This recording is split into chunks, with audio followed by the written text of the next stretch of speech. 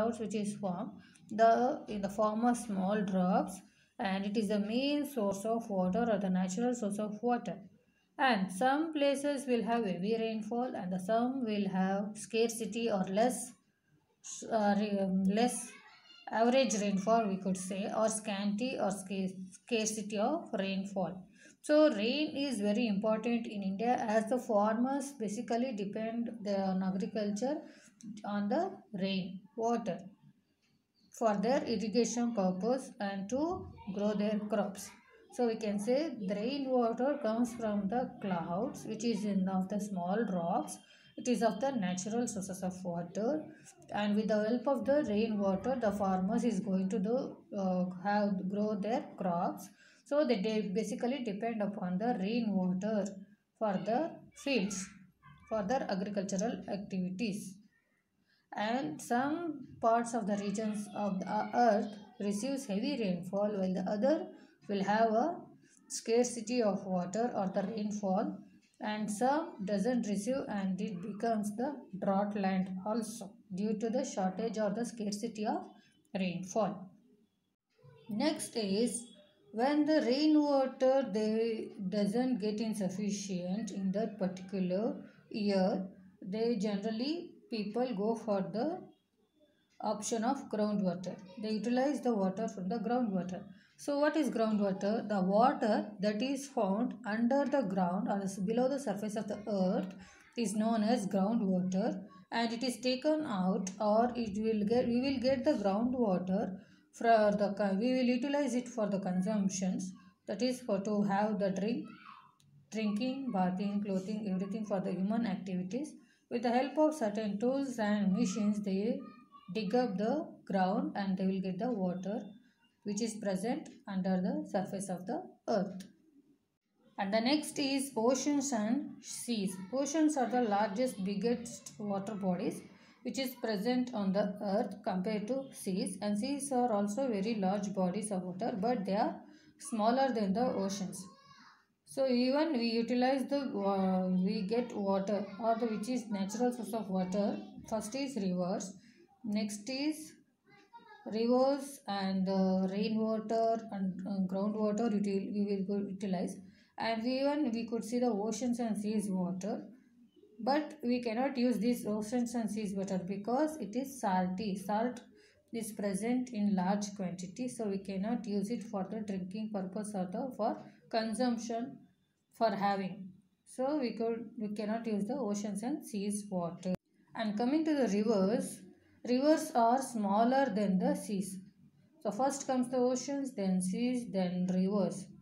So some rivers are existed or originated from the melting of the snow in the Himalayan regions, collected on the mountains or the Himalayan regions for your example. So melting of snows which are collected on the mountainic places or the region. And such rivers are called perennial rivers, and they are going to be present or flow throughout the year as the snow gets melted. And for example, for the perennial rivers is Ganga and Yamuna are the examples of perennial rivers.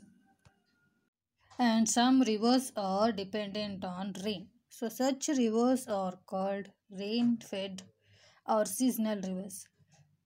So only during the rainy season, these rivers is going to be filled up and they are going to flow as seasonal rivers like Krishna, Kaveri, Godavari rivers are example for which rivers? Seasonal rivers.